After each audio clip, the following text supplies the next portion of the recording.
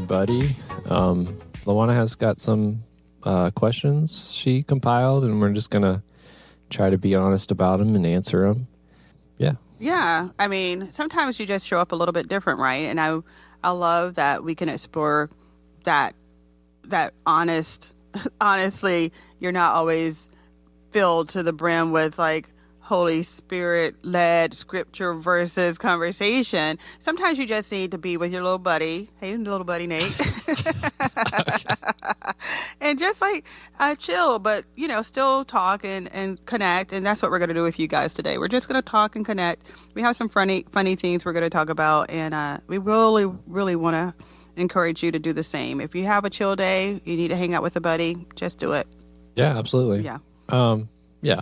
We also, there's a lot going on right now. I mean, the women's circle just started up for you. Yes. We're both working on.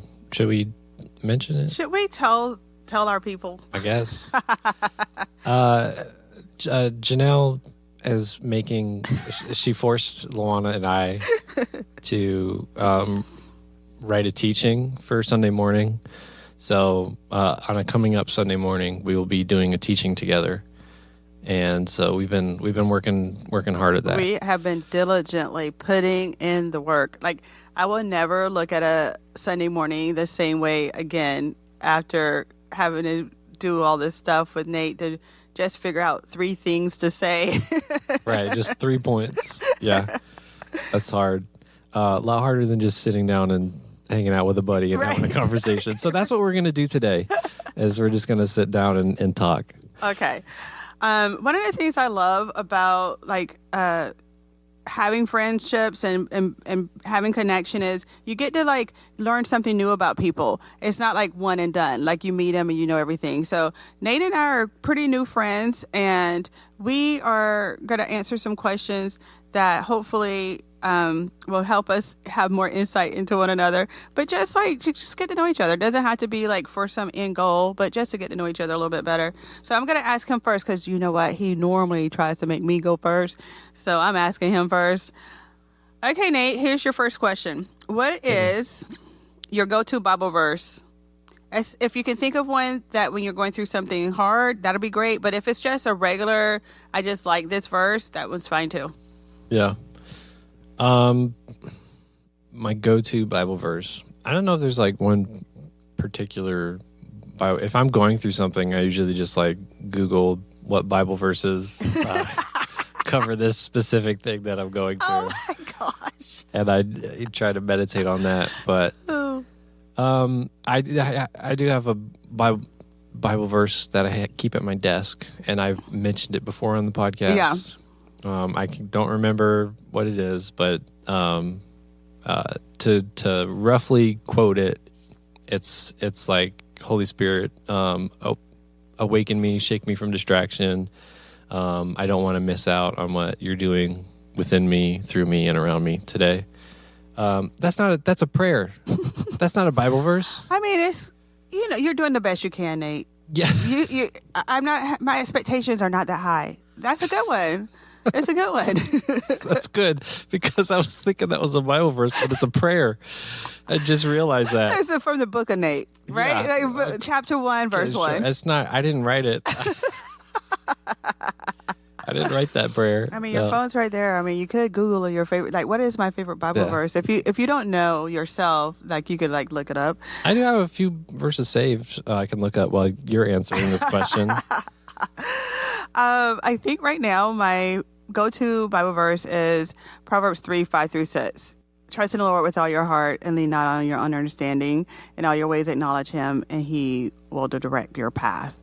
And that has been a little life-changing for me, because I always thought I had to know everything ahead of time, and God's like, yeah, your knowledge isn't good here. So yeah, that's my go-to. The second go-to is second. Is it 1 Timothy 2? 2 Timothy 1-7, where it says, you have not been given a spirit of fear, but of power, love, and self-control.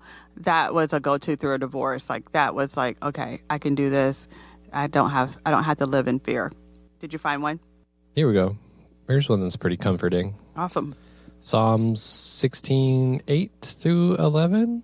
I know the Lord is always with me. I will not be shaken, for he is right beside me. No wonder my heart is glad and I rejoice. My body rests in safety, for you will not leave my soul among the dead, or allow your Holy One to rot in the grave. You will show me the way of life, granting me the joy of your presence and the pleasures of living with you forever.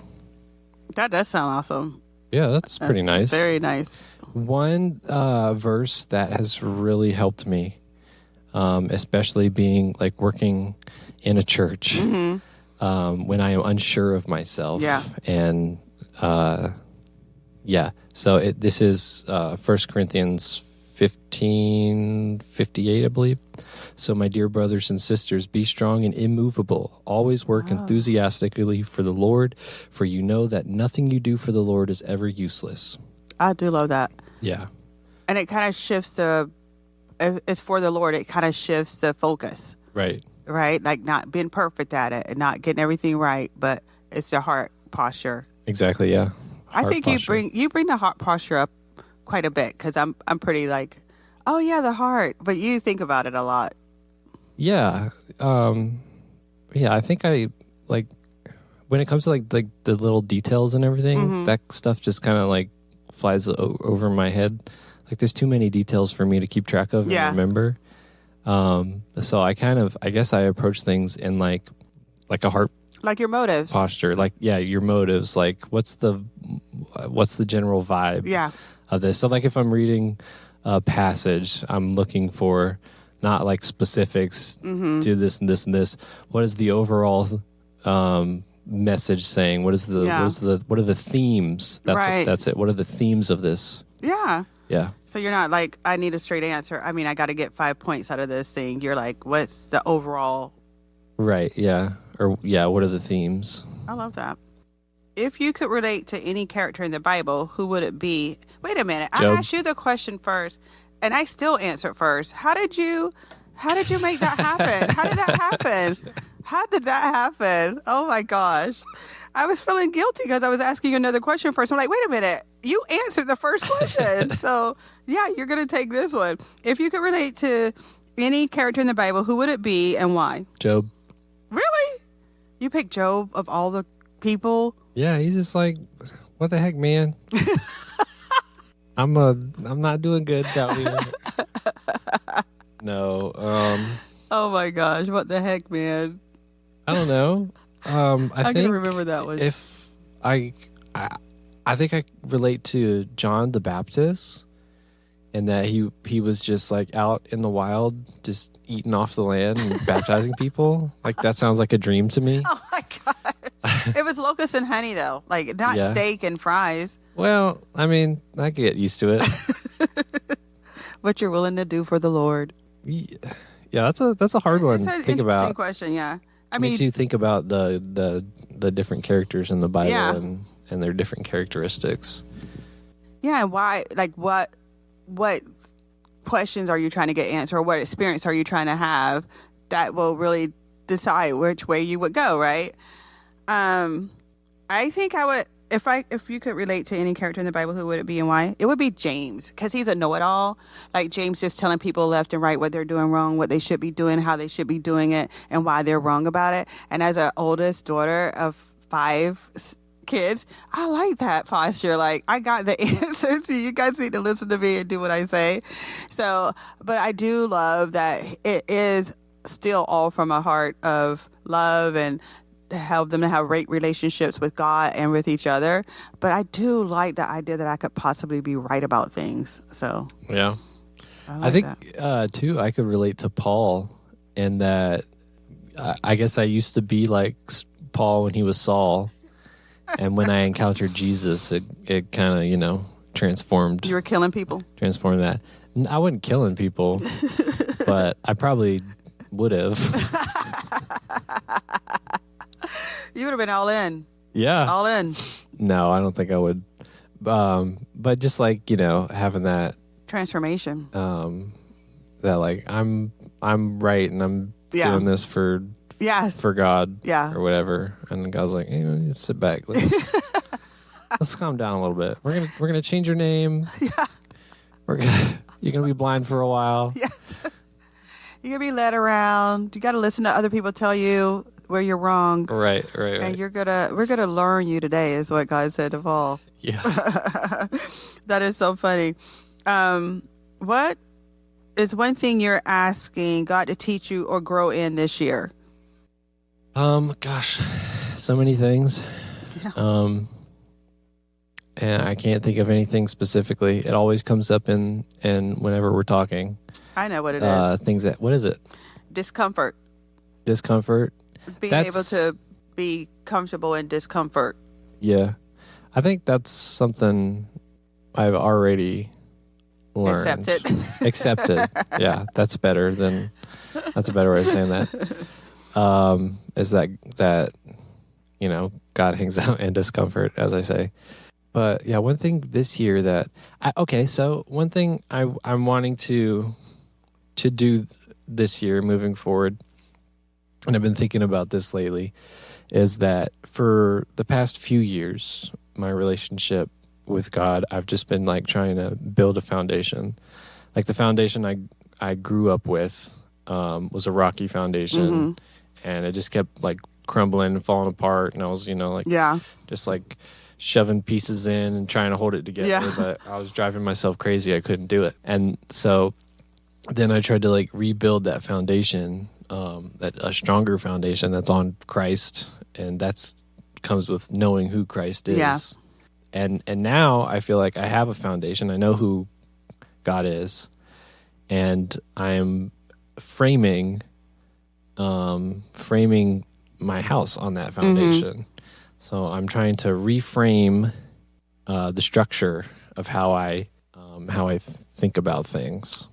So that's something I'm working on. It's just like trying to reframe how I look at things from trying not to look at things through my own eyes and experience, but trying to look at things through maybe like the Bible or character, Jesus and his character. Another thing is I feel like I've got the practical, I don't have it down, but I've experienced and I'm comfortable within the practical aspect of being a Christian. And I am wanting to go more into the spiritual aspects of, a relationship with God and what that entails. Yeah. I'm not sure.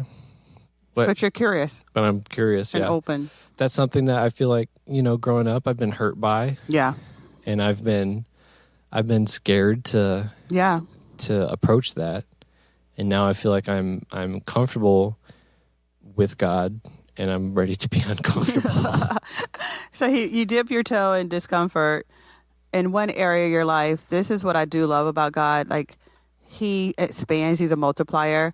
So, he has you producing and co-hosting 2 podcasts, but a big part of this podcast is Nate. Like, if it wasn't for Nate, you guys just be hearing me talk to myself all the time. And that wasn't a comfortable thing. It wasn't like, oh yeah, I just have always wanted to be a voice on a podcast. I can't wait to do it. It was like, yeah, I will do it because you were willing to grow and you're willing to learn. But God has moved that leading into that has expanded. That now you're saying I can take that into another area of my life because I know I'm safe with God because I just have pushed myself. He's put me in that podcast and I've stepped up and showed up all the time. Right, exactly. Yeah, I love that. Yeah. What was the question? It was... I went on a ramble there. No, it was what is one thing you're asking God to teach you or grow in this year? And it was to be, spiritually so that was more. 2 things. Yeah, you did good. Finally. No, I'm kidding. You did good. That's funny that you said that because I told God, I really don't want any spiritual gifts. Like, like when they talk about speaking in tongues and dreams and visions and stuff, I'm like, I don't want those things. I mean, I don't know if I can handle them. I don't know if I do well with them. But what I have been noticing lately is just having God remind me that I don't have to turn to other things for comfort, that I can turn to him. So like my go-to in the past has been like scrolling's kind of new, but mindless anything, TV watching, reading a lot of books that aren't going to teach me anything, or, eating, or, just anything to get out of the discomfort. And over the last 2 years, God has really taught me that he's just right there. Like he's right near, always near, that I can lean on him and trust him and just do that. And that's been so relieving, because the other things help for a minute, but once you stop doing it and you come back into your brain, the problem, your brain is still warning them. Like it's still trying to figure the things out. But when you're with God, it's like a peace that's so different than the manufactured one you get from entertaining yourself. Yeah. Which person in the Bible would you most like to sit down with and have a cup of coffee? I mean, probably Jesus, right? Yeah. I think I've heard the question before, which person throughout history, dead or alive, would you want to sit down and have a meal with? And I think I always think of Jesus. Like I've got a lot of questions. There's some things I want to know. Yeah, right. That's funny. Okay, I think I like that. If not Jesus, then probably because we were just studying it and we're going to be doing a teaching on it. The woman with the alabaster jar. Yeah. From Matthew. Yeah. I would like to sit down with her and ask her, just about like her motives and what she was going through. No. I'm changing it again. Judas. I meant, which 3 people would you like to go to have coffee with and talk to them from the Bible? I meant 3 people. I'd like to sit down with probably all of them so that I could get a better understanding of everything in the Bible. No. Judas would be good too, because we don't really know much about like his motives and why he was going to betray. But like, if you have to like go back in time and sit down and talk with him, like, is that, or would he like be coming to the future? So like he'd be coming with the knowledge of everything he did. And we'd be talking about it, or would I have to go back at a point where maybe he hadn't betrayed Jesus yet, and how did this be coming to this? How did Nate get to this point of like choose your own adventure story about as far as talking to somebody for the Bible with coffee? I mean, I guess they had coffee back then, so you might be okay. That'd be great. That's funny. I do like your choices though. Yeah. Yeah. Judas, we hardly know anything about. Yeah. Like, what happened? At what point did you know you were going to do this? Did he know he was going to do that way ahead of time, or was it just a spur of the moment thing? Right. We don't know. It doesn't really say. Tell us. It doesn't tell us. I think. Okay, since Nate picked 3, my first thought, which surprises me, but it's Paul, and it's Paul because I've always wondered how Paul accepted how did Paul move away from shame and guilt after he gets that call from the Lord and he goes through the training basically and he has a transformation? Like, how does he let go of the fact that he had killed people and he had been going about it in the wrong way?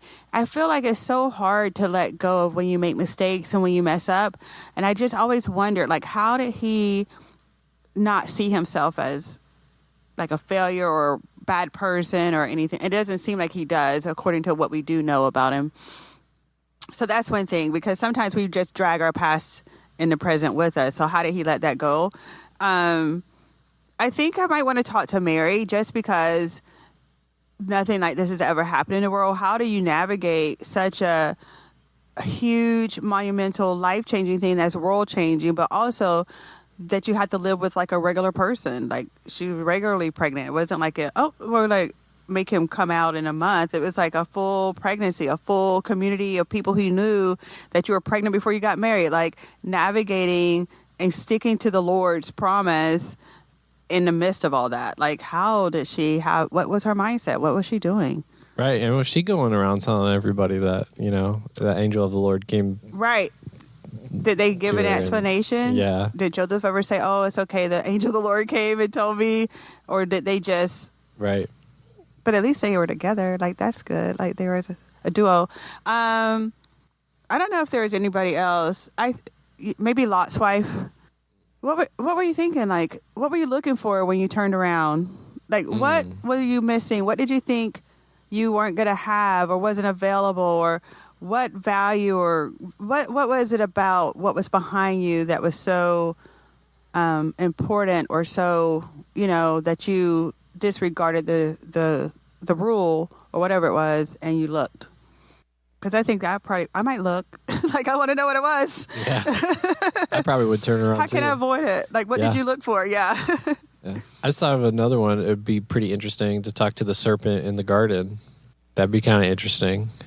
I mean, I would love to have a conversation with everybody in the Bible, I think. You'd be having a lot of coffee. Yeah. I'm good with that. Like, we would love to know, who would you guys like to talk to if you had an opportunity to talk to somebody from the Bible? Okay, here's the last one.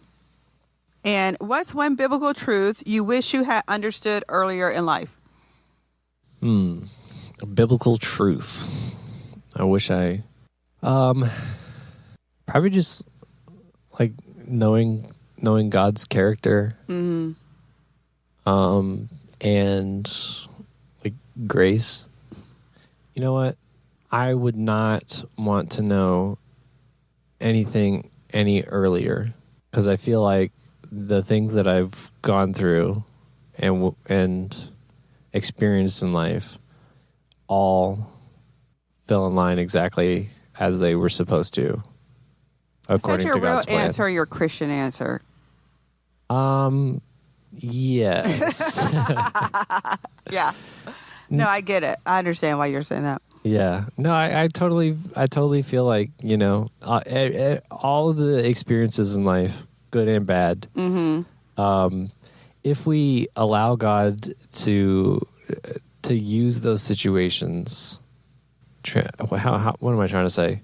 Yeah, if we allow God to work in any of those situations in our life, God can transform any situation into something good and worthy of His purpose. Yeah, so God is the Redeemer.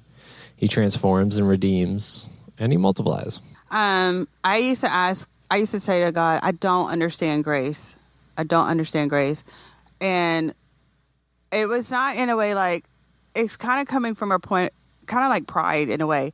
Like, I'm a good person, so I don't, like, of course you give me grace, but like these other people. And I also had this problem with thinking I had to earn things, and I had to be good, and I had to have the right behavior and make the right decisions and the right choices. So grace didn't make sense. Like, it was like the prodigal son. I used to hate that story. I was all about the big brother. I was like, yeah, like, you stayed, you helped in the fields, you've been here the whole time. Why does this kid get to come back and get recognized as a son? Until I realized I was a prodigal son. Like, I'm the one that God's like running down the road for and welcoming back. That kind of shifted for me, but that took years. Like, probably in the last 10 years that I realized that. So grace was weird for me when I thought love was earning. And I do appreciate and do agree with what you said. Like, all these roads, the curvy ones, the straight ones, when you fell 10 steps back instead of going forward, they all God works them all together for your good. But it just would have caused me to have so many less issues if I knew that God's love was not something I had to earn, and I understood that grace was for everything. Right, yeah. I don't have any more questions. Okay. Oh, another thing that I've been working on this year, or God has been working on through me, is you mentioned like having grace for other people, as like considering, keeping in mind that, if there's someone who maybe I don't agree with, or maybe I just don't agree with them, that is still a child of God, right?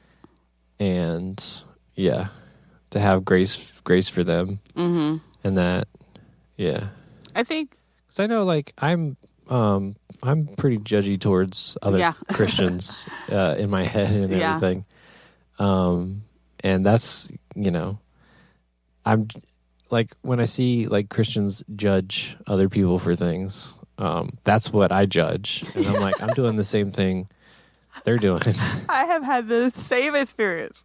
Yeah, but just like learning to have grace for them, and that, you know, that's God's child. Yeah. He loves them. You know, how can I do the same?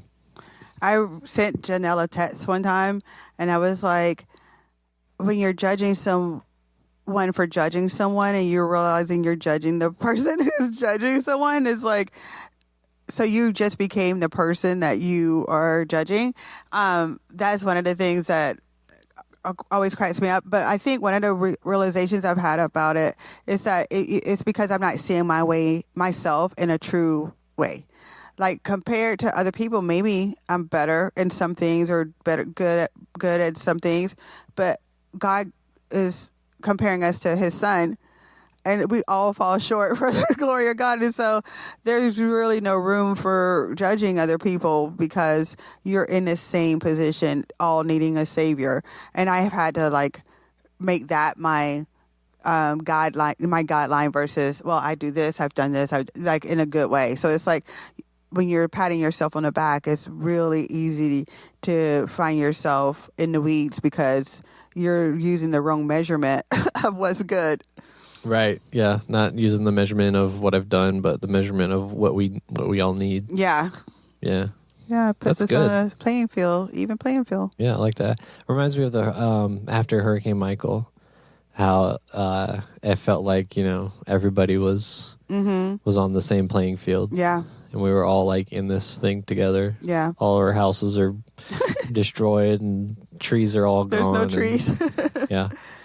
But yeah, I love these questions. I think these were interesting. I like making us think about something a little bit different, or something that is common for us. Like, oh yeah, I do this, but we haven't thought about it. And yeah, that was fun. Yeah, no, it's important to look at things, especially things that, you know, we maybe take for granted or we don't look into that often. Maybe things that we do every day. It's important to take stock of those things and look into why. Yeah, you know? I agree. Because some of them could just be, you know, bad habits, or some things we just be going through the motions for something, and then, you know, taking the time to look at those things and look into them. Like, let's say you say a prayer every morning and you just get in the habit of that, and then at some point you're just like, this is just the thing that I have to do. Yeah. Taking a step back and looking at that and realizing, you know, I do this because I want to start my day with God. Yeah. Or, you know, whatever. That's important to look at. I know. I mean, God is probably always looking at our heart postures and our motives, and we're like, oh, it just becomes automatic and repetitive. And so it is good to take a step back and see why you're doing what you're doing, and if it's still something you want to continue. Absolutely. Awesome sauce. Cool. Thank you for these questions. I enjoyed them. They caused me to think deeper about these things that I haven't really thought much about. So, I like it. Yeah. Thank you. All right. Thanks. Bye.